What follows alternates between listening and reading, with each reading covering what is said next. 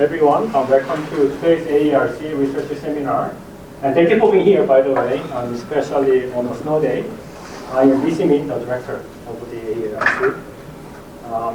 It's my great pleasure to introduce our speaker, Dr. Kurt Luder from Virginia Tech. Dr. Luder is Associate Professor of Computer Science at Virginia Tech and a founding faculty member of the Virginia Tech Innovation Campus. He is an NSF Career Award recipient and senior member of ACM, and notably Purdue alumnus, having earned his bachelor degree in computer graphics technology before completing his PhD at Georgia Tech. Without further ado, please join me in welcoming Dr. Kurt Luder. Thank you. Thank you very much, PC, for inviting me. It's really wonderful to be back at Purdue. I am at Virginia Tech now, but this is the thing I'm most proud of, Purdue, class of '06, and of course Polytechnic as well, although at the time it was still a College of Technology. A long time ago, actually, longer than I realized. So I'm really looking forward to sharing some of my research with you all today.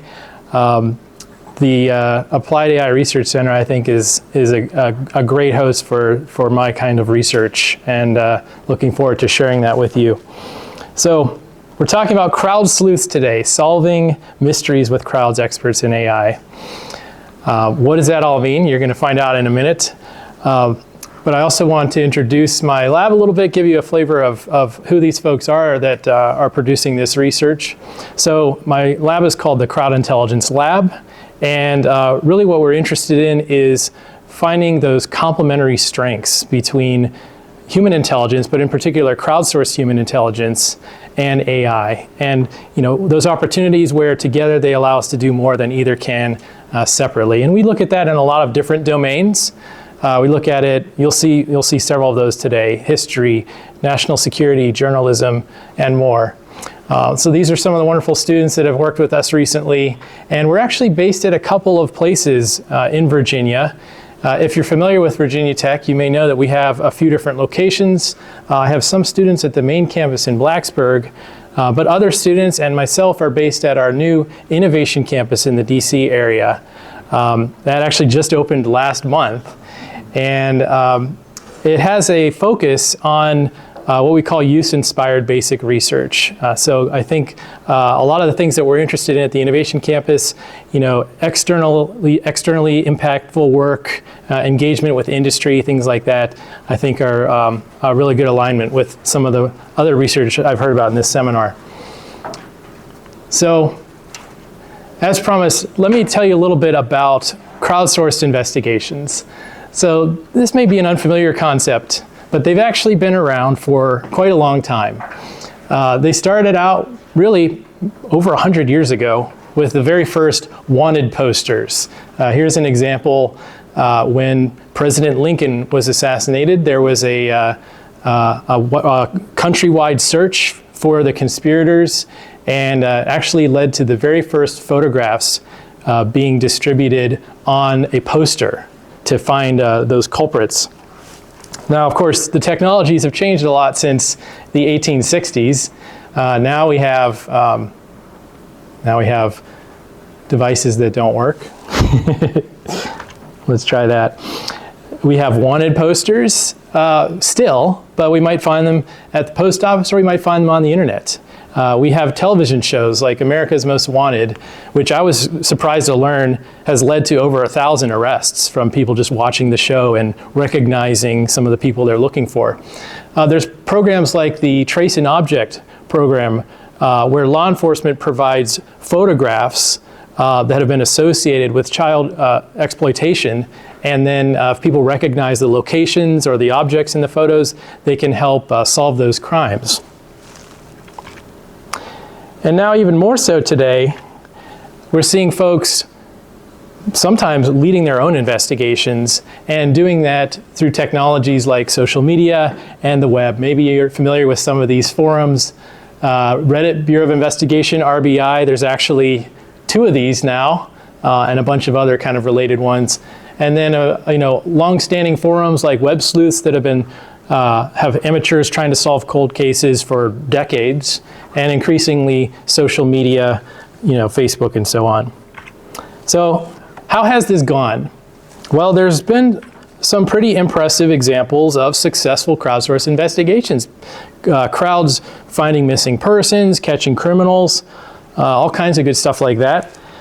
There's also been a lot of kind of interest in the media and sharing some of these stories through documentaries like this Netflix film that's very interesting, or even fictional shows like there is a series called Wisdom of the Crowd. It featured a fictional CEO who had founded an app that allowed for crowdsourced crime solving that I had the opportunity to consult on during its unfortunately short-lived season. Still worth checking out though. Yeah, Kurt, sorry to interrupt you, there are some online attendees, but they said that they cannot hear. Oh no, let's see if we can figure that out. Yeah, sorry, we have about 8 attendees for now. Yeah, let's hook them up. Just make sure they can listen to you. We had a mic maybe muted. Does this work better? Yes. All right, we are unmuted.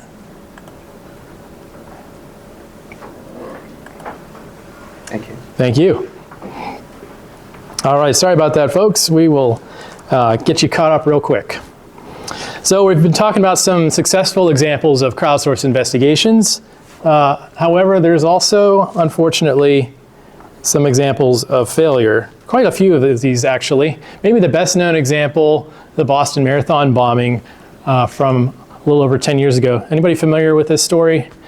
Yeah, many of us are. There was a Hollywood film about it as well. In the aftermath of this bombing, the FBI was looking for help from the public to identify the bombers. And they had some surveillance footage that they shared with the public. And so lots of folks online, particularly in online communities like Reddit and 4chan, tried to solve this crime and identify these guys. But they were unsuccessful. In fact, they ended up naming some completely innocent people as the suspects who had nothing at all to do with the crime. So not surprisingly, this led to pretty negative feedback from the media, from the public, where people said, hey, this is a bad idea. This is vigilantism. This is a digital witch hunt. We got to stop doing this. So the question is, do you think that people stopped doing this? No, they did not. There have been many other examples since then of failed crowdsourced investigations.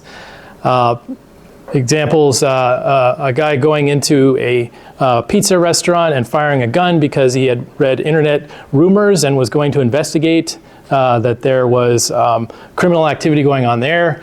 There was a white nationalist rally at the University of Virginia, and folks were trying to identify those ralliers and ended up getting a photo of this guy here with a beard. His shirt says Arkansas Engineering, and so they thought, oh, well, if I just look up University of Arkansas Engineering Department, I could find somebody that kind of looks like him.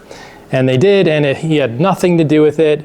He just happened to kind of look like the guy. He and his family had to go into hiding because everybody was falsely accusing him of being part of this.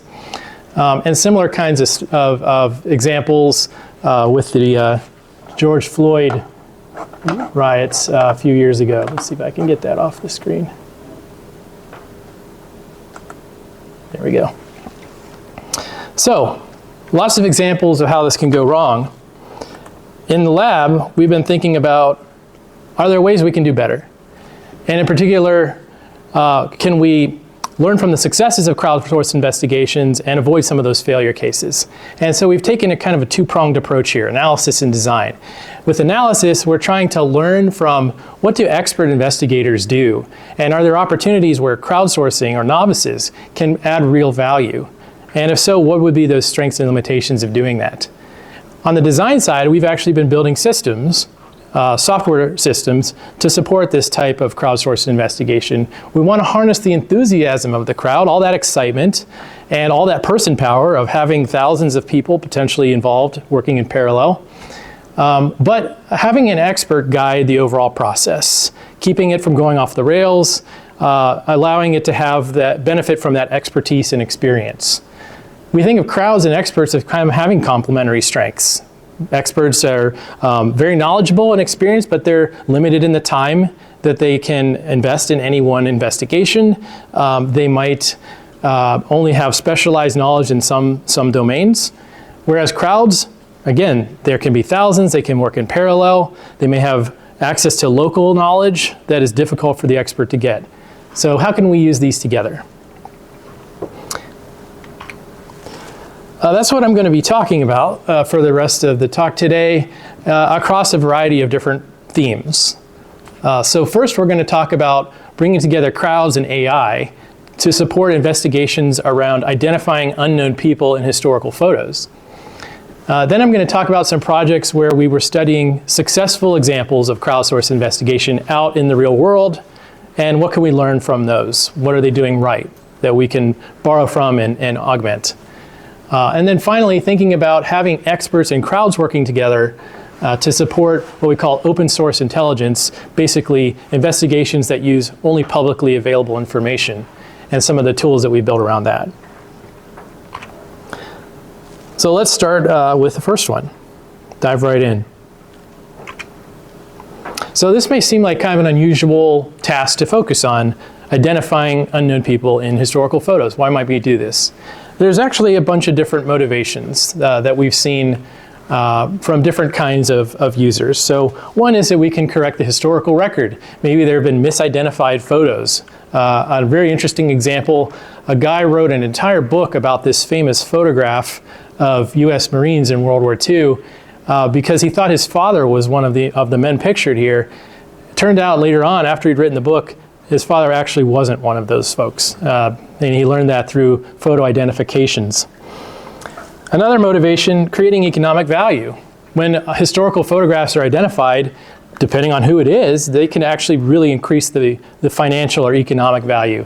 This is a fun story of somebody who came across a photo at a flea market of the famous outlaw Billy the Kid, and it turned out to be appraised for millions of dollars.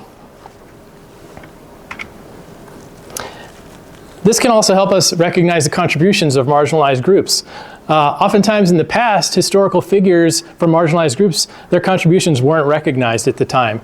This was another cool story of a photograph that popped up from a biology conference in the 70s. There was one African-American woman pictured in here, and she was the only one that wasn't named in the photo. So there was a crowdsourced investigation on Twitter and other social media to figure out who she was. She's a scientist named Sheila Miner Huff, and finally we have a name to go with the face. And finally, they can also help us debunk modern misinformation. Even though these are old photos, they have modern relevance and often are used for modern political ends or other kinds of things. In the previous presidential election, there was a rumor circulating that this was a photo of Joe Biden's ancestor and that he was a Confederate soldier in the Civil War and a slave owner. That turned out not to be true. I contributed to this investigation and showed that this is actually a completely different soldier with a different name and had nothing to do with Joe Biden. And luckily that's posted now on Snopes so everybody else knows it too. So lots of interesting motivations for these types of investigations. When we talk about historical photos, we kind of have to narrow it down. History is a pretty long time scale. So we happen to focus on one particular era, which is the American Civil War. And that's going to be in the 1860s in the United States. And why do we focus on this time? This is actually a really interesting time for photography.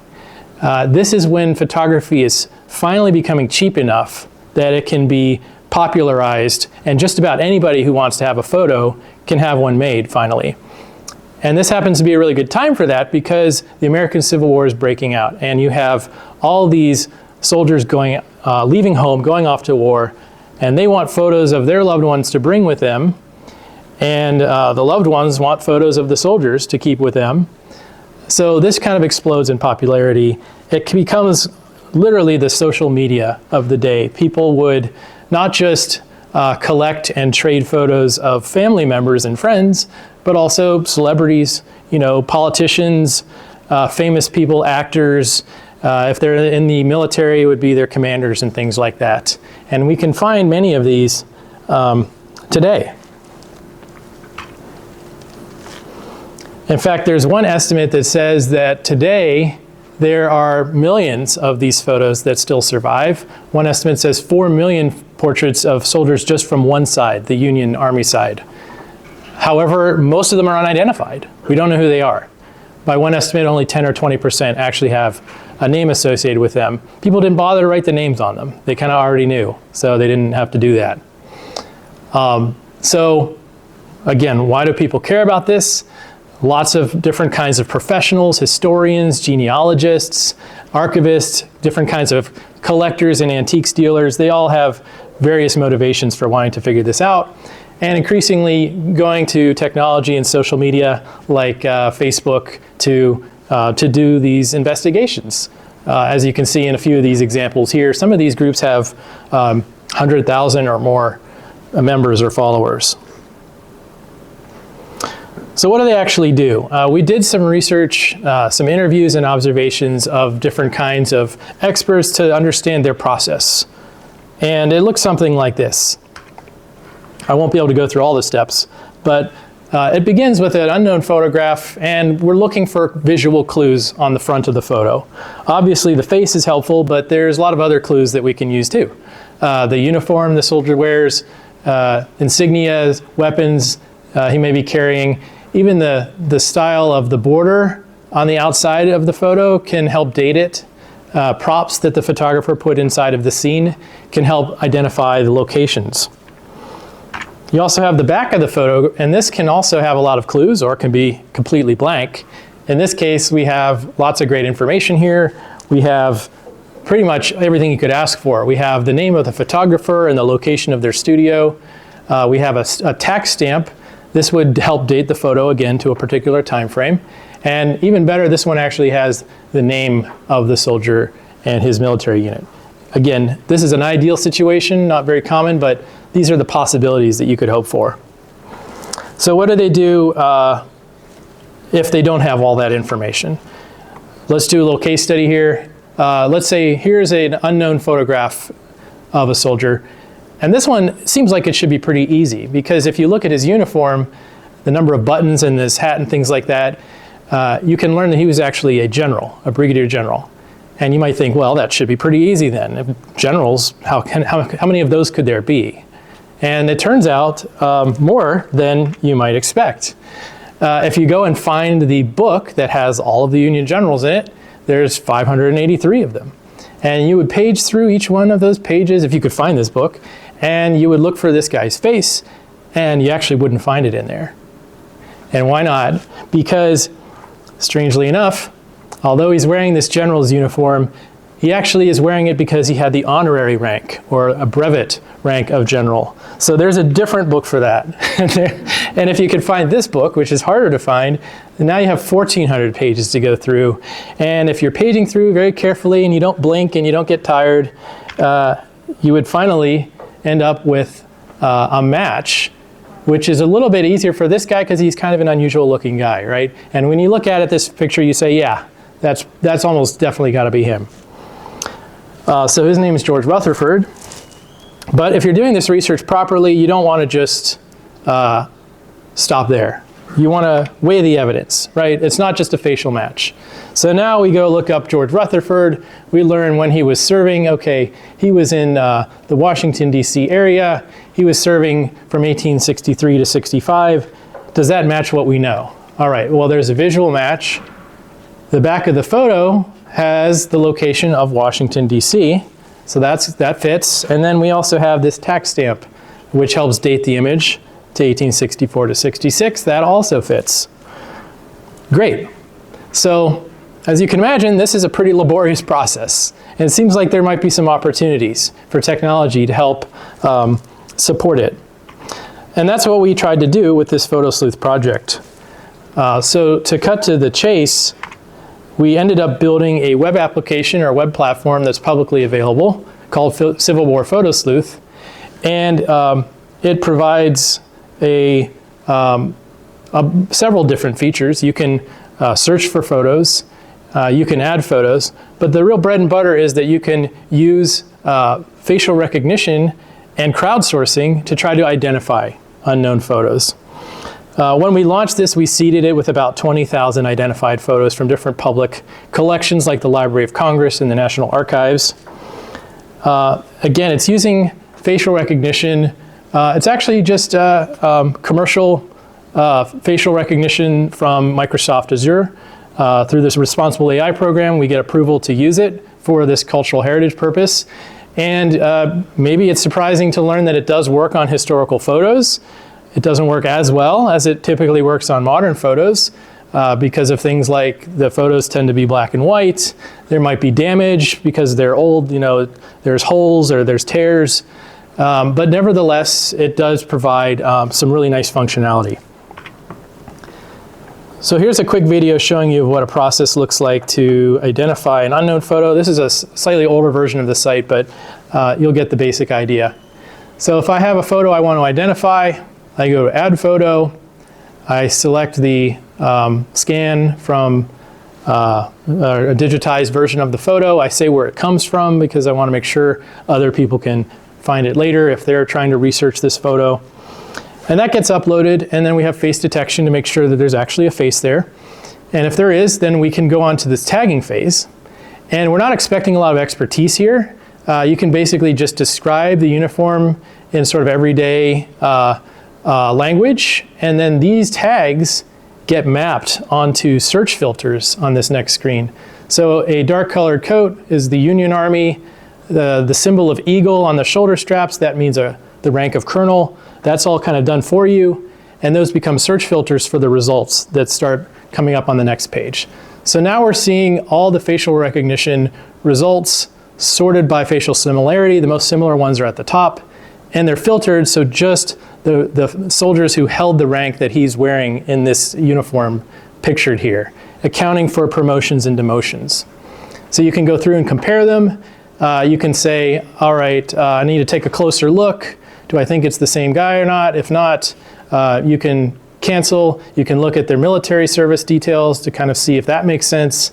If this is a Missouri guy served in Missouri, does this photo have a Missouri backmark? Those kinds of things. And if it does look like a match, you can hit identify, and those photos get linked together under the common profile or name. So to kind of generalize that workflow, we kind of call this the haystack model for our person identification pipeline. So we start with building the haystack, and that's growing those reference images as much as possible, building up as many images from public collections as well as private collections, you know, individual users adding stuff from photos in their attic, in their basement, their personal collections. Then we thin the haystack by using those visual tags that I showed you, as well as the facial recognition. There's a certain threshold below which we don't even see the results. And then finally is getting that needle, that actual matching identity, and that comparison UI kind of facilitates that, where you can inspect closely. But of course it's crowdsourcing, so you need to have a crowd. You need to have people involved in this process for it to really work well. And that required us to think about where our user community was going to come from. So rather than if you build it, they will come, we figured let's go where people already are and try to attract them to our site from where they're currently working. And so we went to a few different places. We went to social media, those different groups and pages that I was telling you about. We went to in-person events, went to antique shows, set up a table. People would literally be selling these photos on tables across the corridor, and they would bring them over to us, and we would try to help identify them, sometimes in real time. And now they know what they've got, and maybe they can sell it for more or buy it for cheap, depends on which side they're coming from. And of course, trying to get the word out, trying to get as many people aware of the project as possible, talking to anybody who's willing to talk to us. This was a fun little segment on the History Channel that we filmed, where they were asking us if these were photographs, real photographs of John Wilkes Booth, the assassin of President Lincoln. Did he actually get killed shortly after the assassination, or did he secretly survive and live for years under an assumed identity? He didn't. Still Still a fun segment to film, though. So just giving you a flavor of what some of the results look like, we found that, not surprisingly perhaps, the AI-based facial recognition is not perfect on its own. And we looked at the first month of usage, of which there were 119 photographs that were newly identified. And of those 119, 19 of them, the correct match was not the #1 result in the list. It was somewhere between number 2 and all the way down to number 50 was actually the correct match. And there were actually 11 of those 119 where it was even below number 50. So we can't just trust the top result to be the correct match. We also saw complementary strengths between humans and AI. Humans, for example, they tended to incorporate more knowledge of other features, not just the face. Facial recognition tends to focus on just the facial features, but things like ears and hairstyles and facial hair and scars and those types of clues can also be really helpful. Of course, on the other hand, the AI never gets tired, doesn't get distracted. There's a little quiz for you. Which one do you think is the correct match? I kind of already spoiled it for you.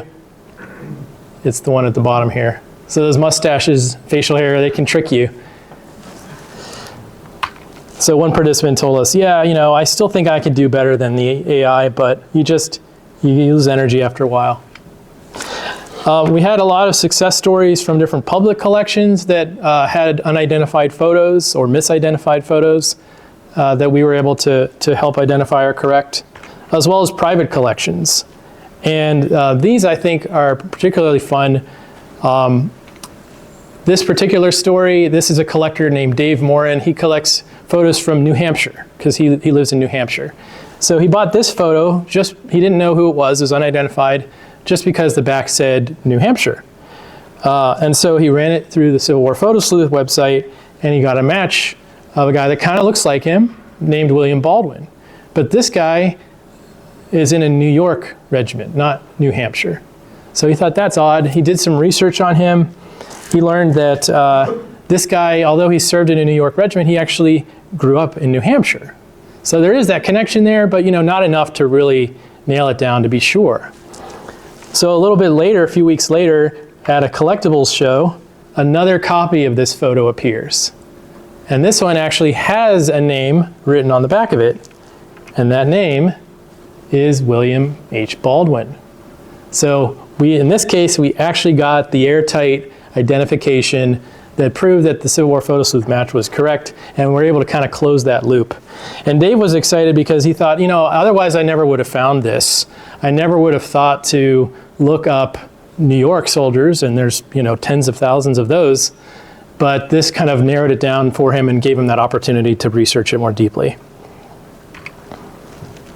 So takeaways, this project, it helped these users to do original research and also had techniques for preventing those misidentifications, the different filters, the facial identification cutoffs, things like that. It's a sustainable model for volunteer contributions. As you try to identify your photo, it gets contributed to the database to help others later on in the future. And we're up to over 60,000 total photos now from a starting point of 20,000 and continuing to grow. Over 20,000 registered members, still trying to grow that as well. So our next project kind of builds on some of the results of that initial project. And this is around this idea of second opinions. So as people started to use our site, they would end up going back to social media and posting some of their results. They would say things like, hey, this came up as a potential match in Photo Sleuth. Do you think this is right? And then people in the comments would say things like, yeah, that the uniform matches, that looks right, or no, I think he looks different, kind of bigger nose, bigger ears, something like that. There was lots of these that started to pop up. And we very quickly learned that Facebook was not a great platform to support this type of discussion. The comments are just in one huge list. You can't really point to things. They get buried with other discussions. So we thought, all right, maybe there's an opportunity here to improve on this. And that led us to this follow-up project called Second Opinion. where we're really kind of diving deep into that idea of how can we help people decide among some really good candidates, some high probability matches. The point here is just to kind of re-emphasize that AI-based facial recognition alone doesn't quite do the job. This is just a little benchmarking study. On the left here, we have 5 kind of test images, some from the Union Army, some from the Confederate Army, some white, some black. And we found, not surprisingly again, that the top result is not necessarily the correct result. And if we take this example here, the correct match is not the number 1 guy, it's the number 3 ranked match.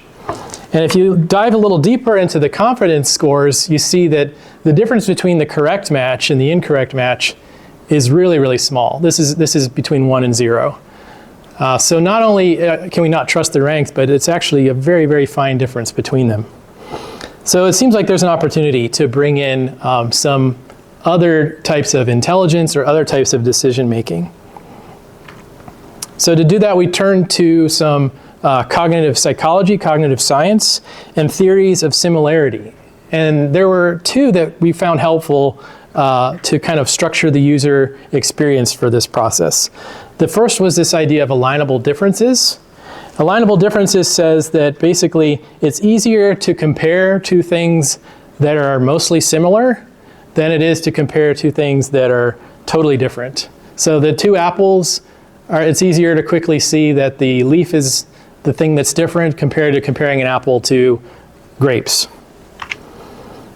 The other theory was the idea of high diagnostic features, and this basically says that sometimes there's a feature that's so unique that the presence of that feature pretty much guarantees that it's a match. And if the absence of that feature pretty much guarantees it's not a match. So if you think about Harry Potter and his lightning scar, if you see somebody with a lightning scar, it's probably Harry Potter. If the person doesn't have the lightning scar, it probably isn't Harry Potter.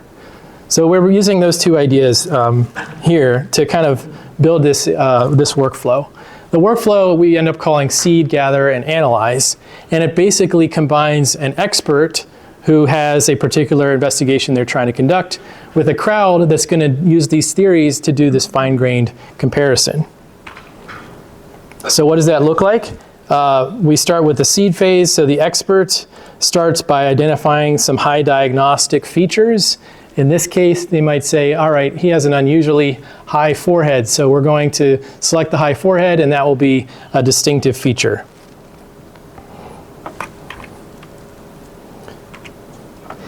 Then we're going to send this photo and some top matches from AI-based facial recognition to a crowd. And a crowd will do some pairwise comparisons and annotate it for particular types of facial features. In this case, we're asking, what does the photo on the left, what does the facial hair of the photo on the left look like? And then we'll do the same for the photo on the right, and we'll ultimately have multiple crowd workers do this and do some kind of overall visualization. So the end result is you might get something like this, where you have an unknown photo and you have the top 5 results from AI-based facial recognition, and then you have the crowd kind of complementary ratings down here as far as how much do these crowd workers believe it's the correct match. So the 6 green crowd workers suggest that this is the correct match. The 5 red crowd workers suggest this is probably not the match. If we drill down on any particular one of these, like say this one, then as the expert, you can get the kind of detailed crowd results. So you can see there's some common categories that the crowd always rates, like facial hair, eyes, and ears. And if we pick facial hair, for example, you can see, all right, for facial hair, on the left photo, we see this facial hair is mutton chop style or mustache with no beard, and this guy has the full face beard.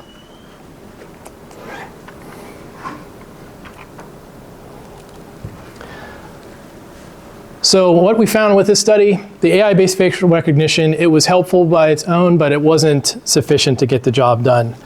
Those theories from psychology, cognitive science, those could help the crowds do this more fine-grained analysis. I didn't show it here, but some some of our analysis looked at kind of the abilities of an individual crowd worker versus a group of crowd workers, and we found that if you do a little bit of weighting, because the crowds tend to overestimate differences, you can find that the crowd does a really nice job of eliminating false positives. And experts had positive feedback about what it was like to actually use this feedback from the crowd. Was it actually able to help them make decisions, help them notice things they might have missed? It helped push back on some of their confidence, overconfidence, or confirmation bias. So a few follow-up projects in this space. I'll just touch on these for sake of time, but just give you a sense of some other areas that we've been exploring. With this double check project, we've been thinking about the role of the source of the identification. And how do we really know that this soldier has this name? Where does that information really come from? We started with a survey of the community, and we asked them, what sources do you trust for confirming an identity? And we looked at a lot of different sources. Everything from somebody on eBay is selling this photo and giving it a name, not very trustworthy, to it's a name that appears in a book published in the same time frame of the Civil War, the 1860s, much more reliable. And getting that feedback, we were able to incorporate that into the decision-making process. So we've kind of brought in the ability for people to describe where the ID comes from, and that is brought into a formula with other elements like crowdsourced voting on whether they agree with the identification and the facial recognition results. So this kind of triangulation allows somebody to make a more holistic decision about whether they agree with the ID or not. So there's another example of what this might look like. Different votes from the community, different identification sources, different facial recognition results.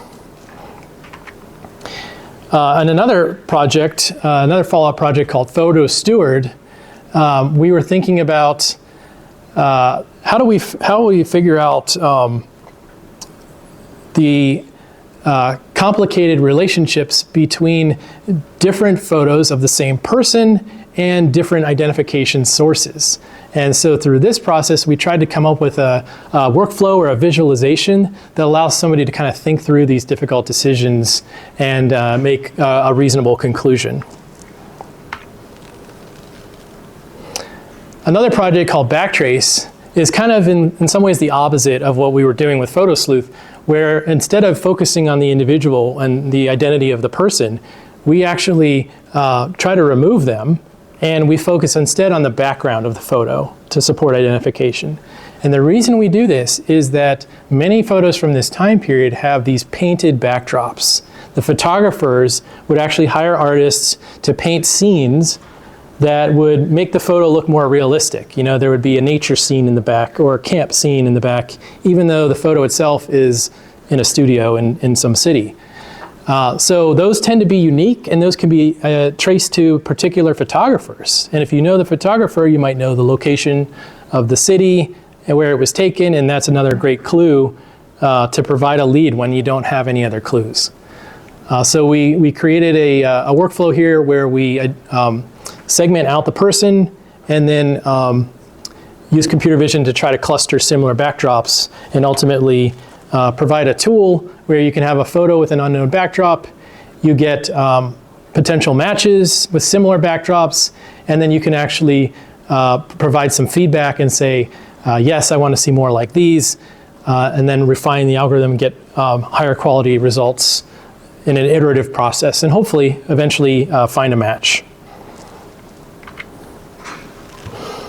Another project in this space goes beyond the photo identification task and starts to think about how to use this platform for education. And not just education about history, but also education about AI and its strengths and limitations. So this was kind of a research design challenge where we're trying to figure out what's a way that we could allow people to see matches of Civil War people that look like them in an ethical way. that allows them to see matches that they want to see, that they're comfortable with seeing, but maybe also that maybe push the boundaries of what they're willing to see. So this involved working with different kinds of experts in history, in gender and race, and trying to think about how can we consider all these different ethical and cultural issues when we present these experiences to newcomers or the public that we're trying to educate. Finally, I want to point out that we've made some steps to kind of commercialize this project and allow it to sustain beyond the research projects that it started as. So my PhD student, Vikram Mohanty, and I co-founded a startup based around this project to try to keep this idea going and to try to basically increase the number of users, increase the number of cultural heritage organizations that are part of this so that it can live beyond his PhD.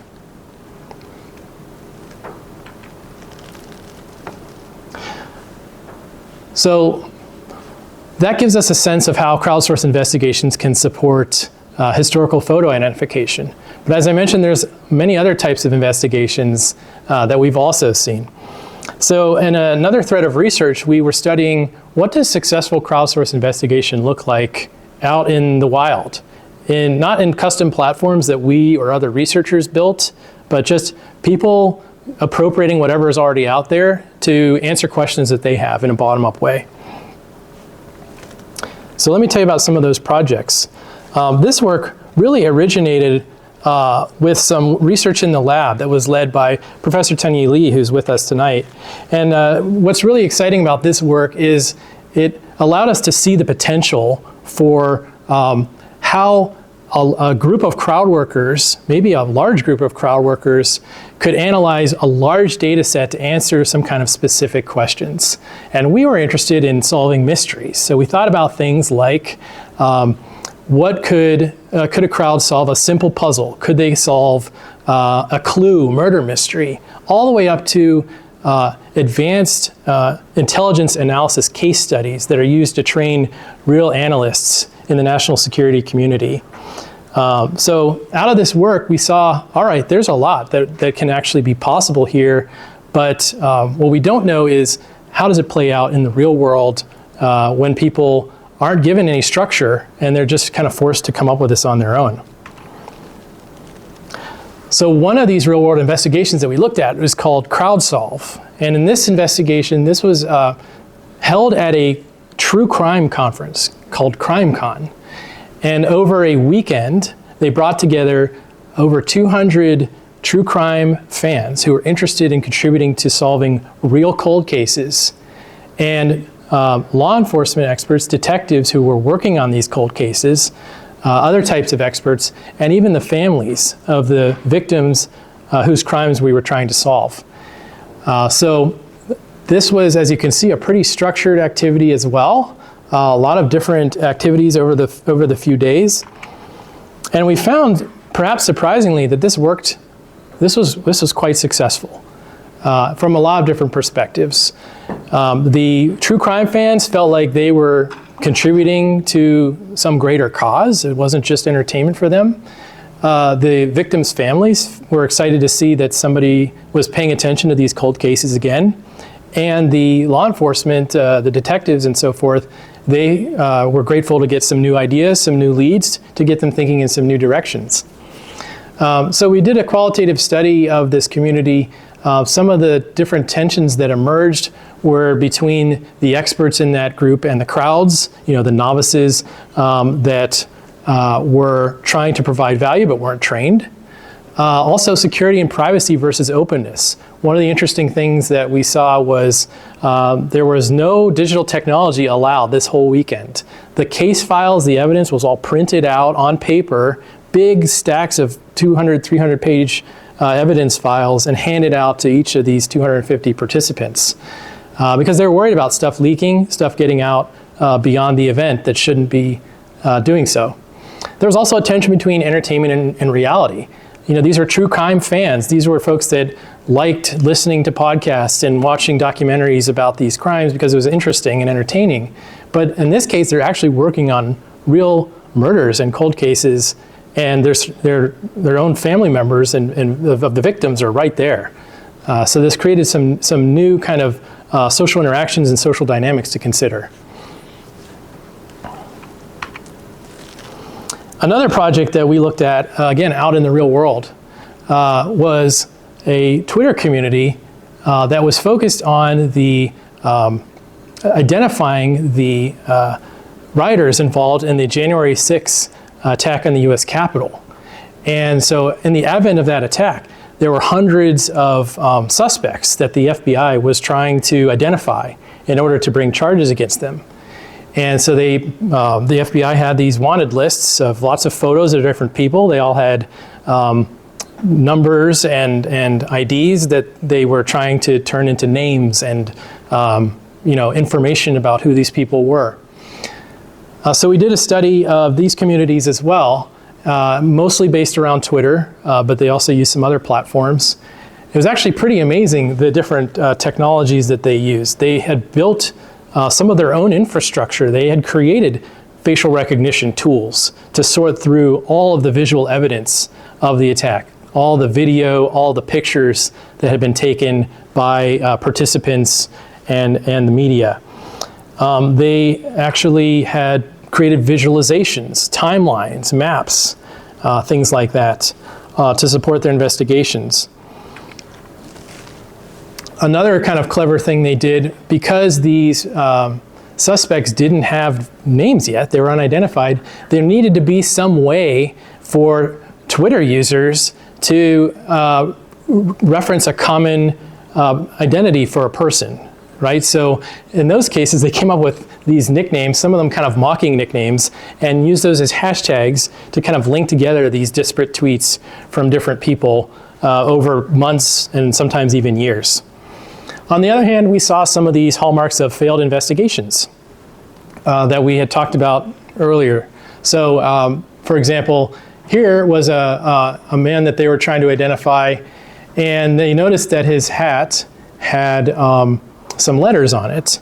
So they attempted to use AI to enhance the image, and doing so created artifacts around these letters, which were then mistaken for being electrical tape that was used to hide some of the letters and mask the true identity of the fire department or whatever organization this guy was associated with. So kind of that misuse or misunderstanding of AI led some people down the wrong path and ultimately misidentifying this individual.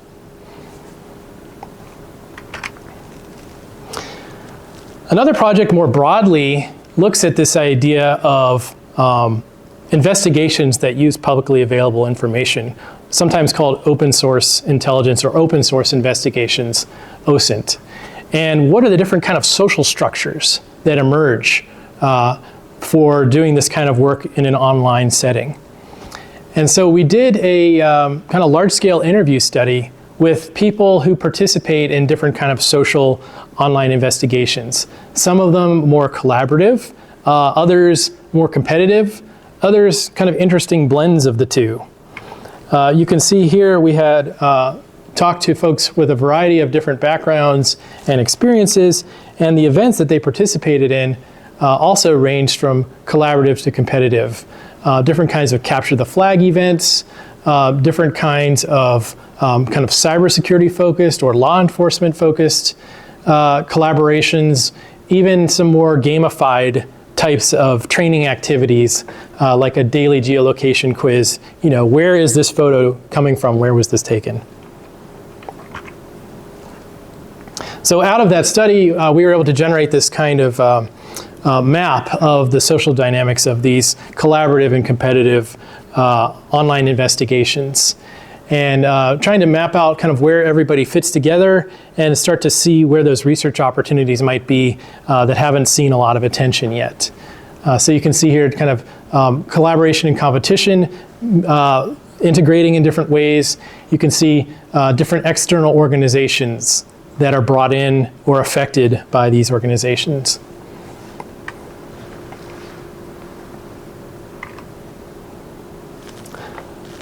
So in the last bit of time, I want to talk a little bit about what we learned from some of these investigations out in the real world, and some of the tools that we built to kind of support the types of dynamics that we saw working well, and maybe what we could even enhance or build on top of that.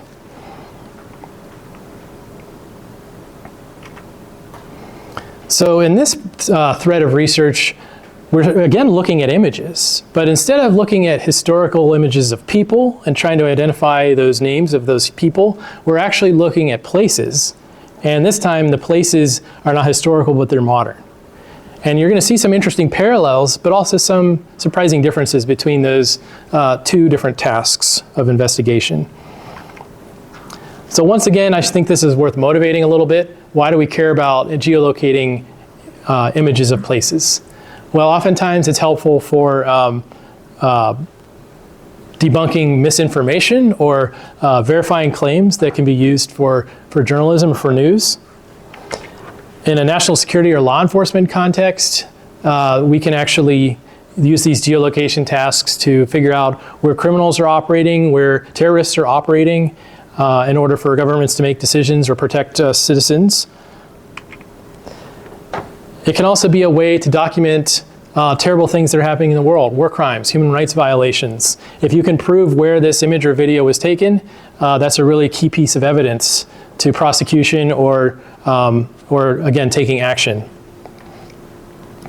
So I can give you an example of what this looks like. This is kind of a famous example that you may have seen before, but I think nicely captures this. So there was a series of videos that was posted on Facebook a few years ago. It claimed to show a Libyan commander that was involved in some mass executions near Benghazi.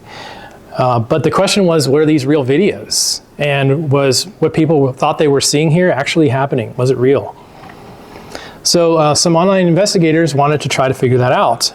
The first thing they did was they took the video and they created a panorama of the stitched together from the different footage. From the panorama, they then created an aerial diagram. This is kind of an overhead view of the scene that they are looking at, that you would imagine like a bird's eye view. And then from there, they started to look at satellite imagery to try to figure out where this location might be within Benghazi. So they knew it was in the approximate, it was claimed to be in the proximate area of Benghazi. They have satellite imagery. They start going through it and they find something that kind of matches. It's not a perfect match, right? You can see the diagram doesn't quite line up, but there is a lot of similarities in the walls, in the trees and so on. So from there, they're able to zoom back into the video and look for matching elements in the video footage that correspond to the satellite imagery and ultimately firm up that location. In this case, this confirmation was used as the basis of an arrest warrant from the International Criminal Court. And it was the first one ever to be based entirely on social media evidence, which is pretty interesting, I think.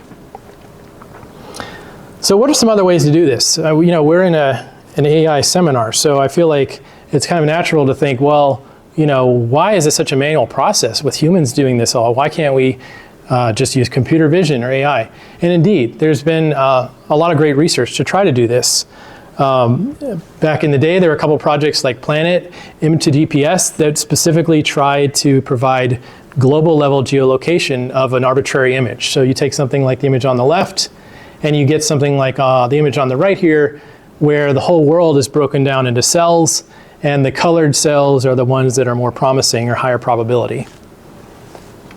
There's been some nice follow-up work that tries to improve on the performance here. Actually, I think I wanted to say, first of all, that the results or the performance of these efforts were not particularly great. We could narrow things down to the continent with a reasonable accuracy, maybe the country, but when we start getting more narrow, more specific, it starts to be a lot more difficult. To try to get it down to the 1 kilometer range, which is not nearly specific enough to confirm it, chances are like 10% of getting that correct by just the automated versions. So there's some follow-up work that has better results, but still not quite where we need them to be. There's also commercial tools that are starting to crop up, like GeoSpy, where sometimes they're using LLMs or other techniques to try to provide an automated solution that's pretty commercially available, pretty accessible to just anybody that's curious. But again, the results aren't quite where they need to be. So we think about, all right, maybe there's some kind of comparable workflow to what we saw with the Photo Sleuth project. With the Photo Sleuth project, you start with this expert. They define the high diagnostic similarities that they're looking for.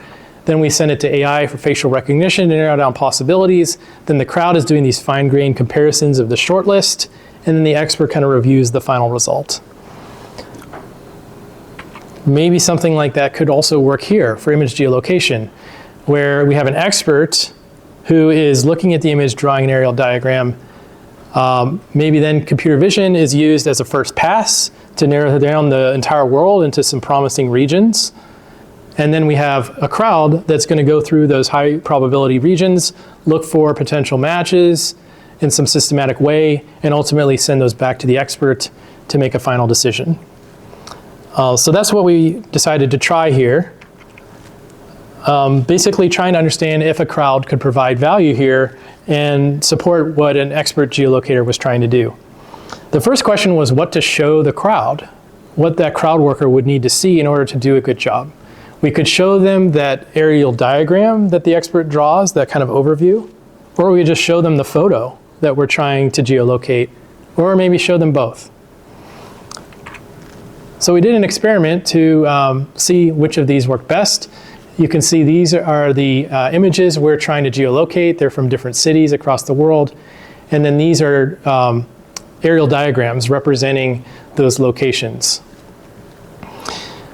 I'll skip to the results, but we had some crowd workers on Mechanical Turk attempt this task, and we looked at false positives and true positives. The false positives showed that basically whether you showed them the diagram, just the actual photo, or both, you still got false positives around 50%.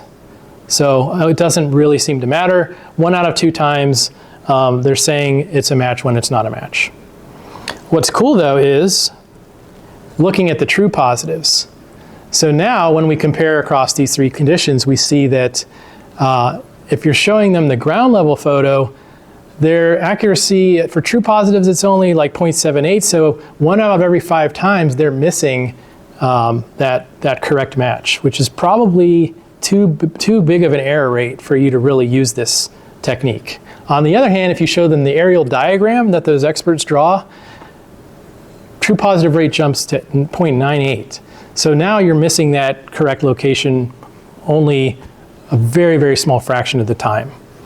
And that was exciting for us because it makes us think that this is something that could really work.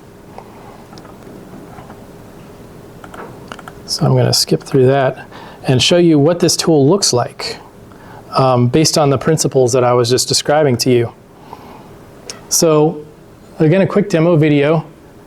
Here's the expert interface. The top left there is the photo we're trying to geolocate. The bottom there is the diagram that they drew. And then on the right here is the map of the potential matching region.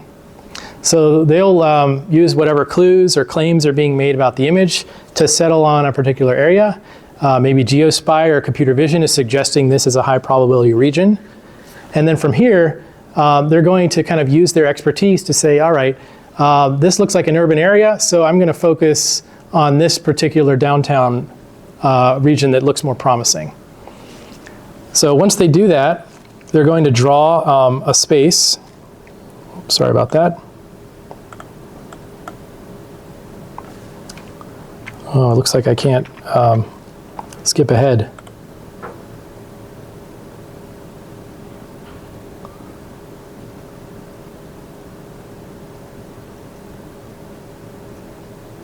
Sorry, a victim of my conversion from Mac to PC. So I'll just appreciate your patience here. So what's going to happen is that the expert here is going to draw a grid for an area that they think is particularly promising. They're specifying the size of the cells in that grid, depending on how big of an area they want each crowd worker to compare to the aerial diagram. So this drawing that they have here, is this representing a 1,000-meter spot, or is it a 100-meter spot?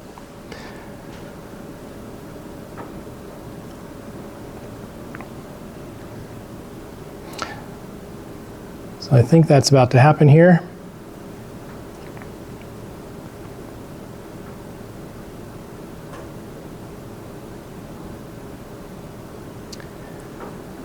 So now this search location is split into a grid, and each of those segments or cells is sent out to crowd workers. So now we're looking at the crowd worker view, where they're seeing the expert's aerial diagram, and they're seeing a 4x4 grid of locations of satellite imagery tiles that they can compare to the aerial diagram. If they think it's a potential match, they can say yes or maybe.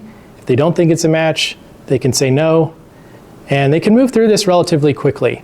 This we give them about 10 minutes to do, and every other crowd worker is also getting 10 minutes to do it in parallel. So no matter how many cells there are, this is all happening within about 10 minutes. Once the crowd worker finishes this task, it's going to go, well actually while it's happening in real time, it's being sent back to that expert. And the expert who has this overall grid, they're able to actually narrow things down in real time as this feedback is coming in from the crowd. So as soon as this is finished up here, you will see that outcome. So now we're back to the expert view, and the crowd kind of search process is underway. The green cells represent areas where the crowd said yes or maybe. The greener ones, the darker green ones, mean that multiple crowd workers said yes or maybe. We send 3 crowd workers to each cell, and we take the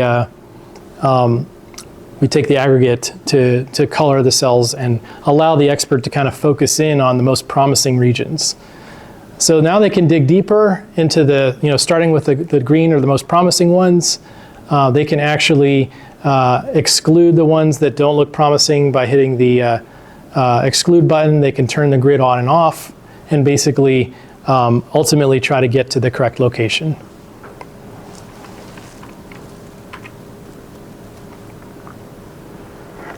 So we want to see if experts are really able to use the crowd in this way. What do they get out of having this kind of partnership or collaboration with a large group of novices that want to contribute? So we set up an experiment where we had real-world geolocation experts go out and geolocate an image that we provided that was similar to the kinds of things they normally do in their day jobs. And then we would have crowd workers supporting them in that effort. And I can give you a little sense of what those results look like. So these are our experts at the top here. You'll see 1, 2, 3, 4, 5, 6, 7, 8, 9, 10. And then on the bottom here is our corresponding crowd workers. So we saw that the cell widths that were selected by the experts, anywhere from 100 to 500 meters. The search areas that they created were on average about 7 square kilometers, but it could be a lot smaller or bigger. On the crowd side, they went through those possible areas that the experts identified, and they narrowed it by an average of about 43%. So immediately the crowd in 10 minutes cuts it in half. But of course the question is, of that cut in half, is the correct location within the remaining half? So it took both the crowd and the expert about 13 minutes to do this, although it ranged slightly. Although we say it's a 10-minute task, sometimes it's a little slow to recruit workers, or they finish a little bit quickly. So what did the experts do? Well, the experts working independently were able to find the match 6 out of 10 times without any crowd support. When the crowds were involved, the crowds were able to find the correct match 7 out of 10 times. So pretty good. Neither one is perfect, but what's pretty cool is that you can see for 9 out of the 10 possibilities, either the expert or the crowd found the correct spot. There was only 1 out of 10 where that didn't happen. So when we bring these two together, we see some real potential for these kind of complementary strengths. The expert may see it, the crowd may see it, but either way, one of them is going to help them find those possibilities. Expert talked about the value of this, how, for example, it was really important to create a good aerial diagram. If the diagram wasn't good, the results from the crowd weren't going to be good. They talked about how it was helpful to have the gridded overlay so that we can kind of structure the process of going through the results, making sure that you're not overdoing it, missing things that you shouldn't miss. And then the heat map, or the kind of colored grid that shows the crowd feedback and the number of crowd workers, was also kind of a helpful overlay to the experts, so they didn't have to kind of get stuck wasting time in areas that weren't important. So some takeaways, kind of wrapping this up. Those different elements, the heat map, the grid, the kind of structured workflows, helped the experts and the crowd to collaborate. They were able to narrow down that search area of 7 square kilometers by about half. And the combination of the two led to finding the target 9 out of 10 times. The experts, they were excited to get the crowd feedback. They didn't always use it, although, you know, this is the first time they ever had the experience before. So it might be something that they would use more with more practice. So I think I'm going to move a little bit towards the end here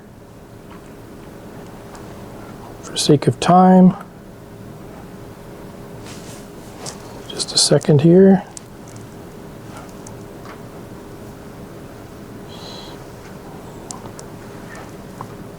Yes.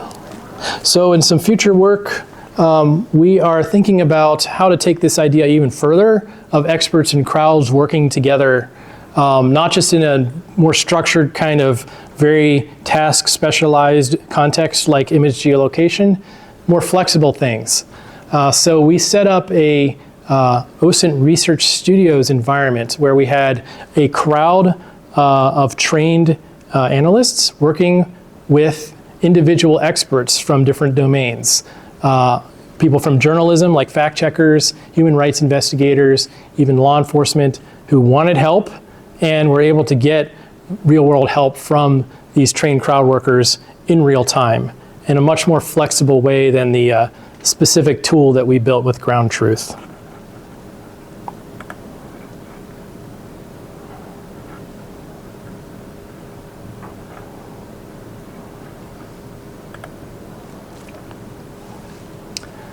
So, to sum up, we've talked about crowd and AI collaboration for historical photo identification. We've talked about learning how successful crowd investigations take place in the wild, and also how experts and crowds could work together to support open source investigations. All of these areas we're doing future work that I'd be happy to tell you about later. We are looking at, for example, in the photo sleuth context, what happens when that AI model changes? What happens when the facial recognition model is updated on the back end? How do users respond to that? Do they even notice? Do they change their behavior? What should AI developers or platform owners do to make sure that these changes aren't disruptive? We have a new paper coming out of Kai about that. In this area of understanding crowdsourced investigations, we've been looking beyond the history and Civil War context to family history and genealogy. You know, people learning about their own ancestors and some of the challenges and technological opportunities there. That's coming to CSCW this year. And then finally, on these expert crowd collaboration context within open source investigations, we've moved into some new domains, thinking about, for example, supporting cybersecurity vulnerability assessments. And what could an external or kind of open source black box investigation of, say, a small business help them uncover to secure their assets and protect their business and their employees from potential cyber attacks. So I appreciate everyone sticking around and allowing me to tell you about all these fun projects and all the work that my students have done, some of whom you can see listed here. I want to thank them as well as our experts and our participants. And I hope you'll feel free to reach out to me. My email is there as well as our lab website. and happy to answer questions or talk about any of these other projects. Thank you.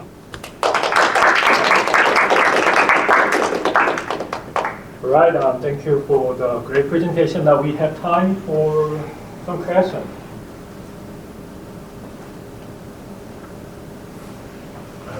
Yes, can you Sure. use the microphone because we are doing online. All right, thank you. Thank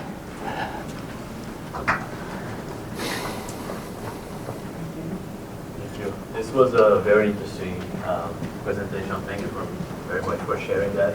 Sure. I have a couple of questions. When you mentioned about the ground truth project, you said you got, I think, 9 out of 10 when you combine crowds and Yes. experts. But like in real life, you do not have the ground truth, and you need to make a decision on which one should you choose, the expert or the crowd. Do you have a way to measure that? Like, who should we follow? Right. Yes. In fact, there was an 11th expert that I didn't talk about who was intentionally given a task where they couldn't find the correct location, and we just kind of wanted to see what would happen there, how long they would work, and what their ultimate decision would be, as well as the crowd workers. Because, like you said, in the real world, you don't always know that you're going to find the match, and that's a real world consideration. In that example, basically, they worked for a while and cut their losses. They had ruled out a lot of spaces, but they actually quit before going through the entire satellite area because you could imagine how much time that would take. In all these investigations, and we've done some interviews with the expert geolocators, there's that question of deciding when to quit, and how do you know when to give up? Because a lot of these investigations, you could spend days, weeks, months to reach some sort of conclusion. In some contexts, like breaking news, the answer needs to be there in 10 or 20 minutes. And if they don't get it, it's no longer relevant. Some other agency has probably figured it out, and they're moving on to the next thing. The thing about image geolocation is it tends to be kind of a eureka-style problem, where once you find the match as an expert, you tend to know that you found it. That may be less true for crowd workers who aren't as experienced. They think they see a match, but they're not sure. Remember that they only have the aerial diagram, so they may not even know what the real location looks like. They don't have that ground level photo. In the cases of the experts, they typically were able to feel a high level of confidence about the yes or the true positives, but when they couldn't find it, they eventually just cut their losses and gave up. Sure. Another question that I have, if I may.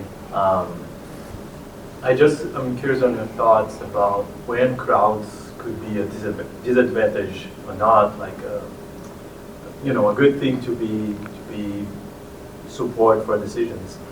You mentioned a lot about investigation, and I see, for instance, in that time when George Floyd's the case, a lot of people were using that for political reasons, and there were emotion involved. So I don't know if all investigations could use crowd as well. Do you have any thoughts on like when would not be possible to use that?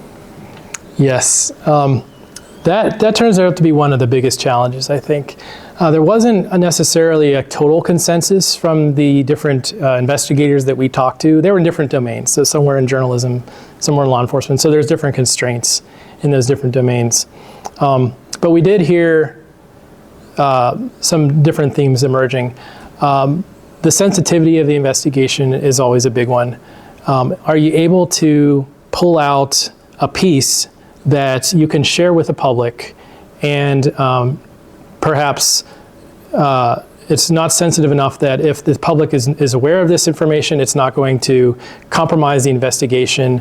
The things you're worried about are, okay, if I share this information with the public and they go and talk to witnesses, that can mess up a legal court case or something like that.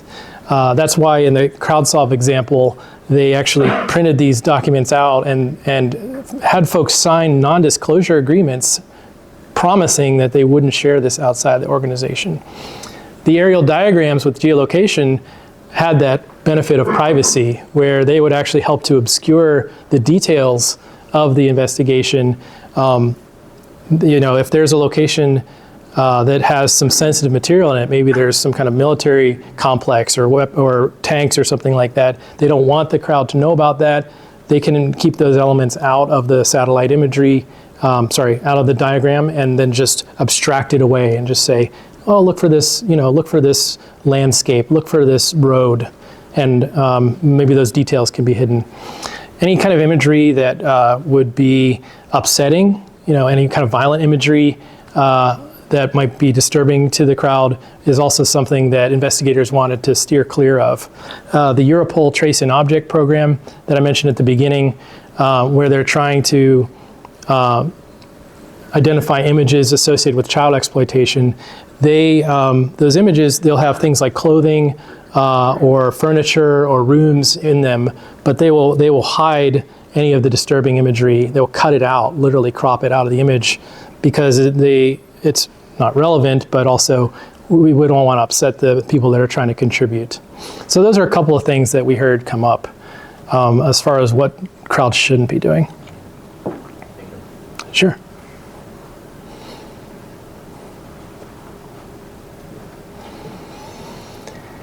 Hey, John.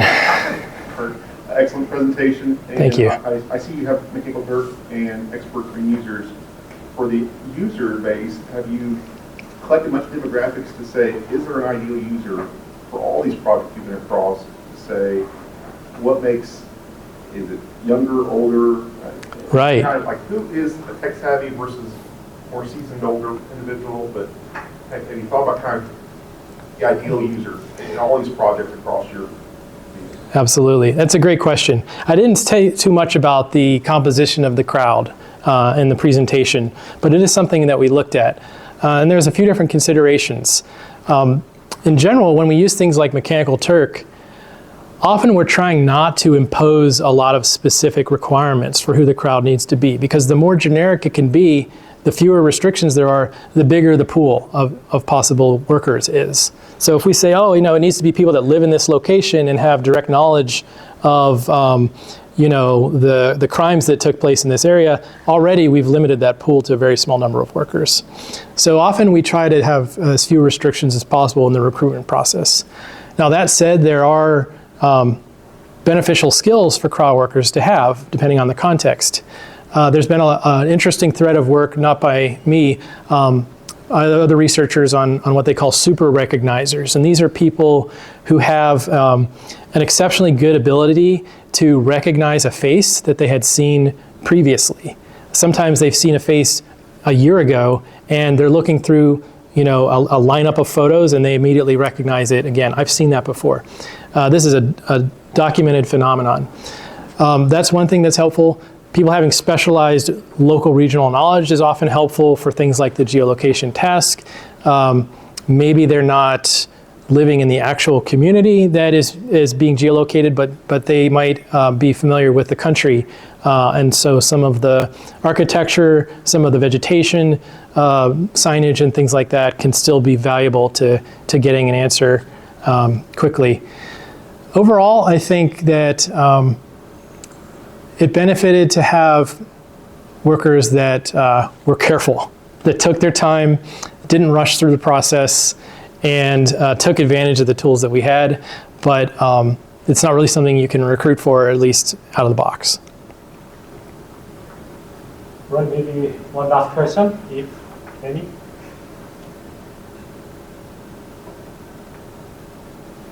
It seems like you have a question or comment.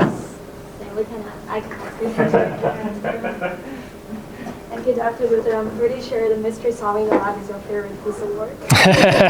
How'd you know? So my question is, you talked about the quality of work from Amazon Mechanical Turk, and I wonder, are you moving towards Prolific or other newer platforms, and how do you think we can still give chances to Turkers to participate in research while ensuring a high quality work from them?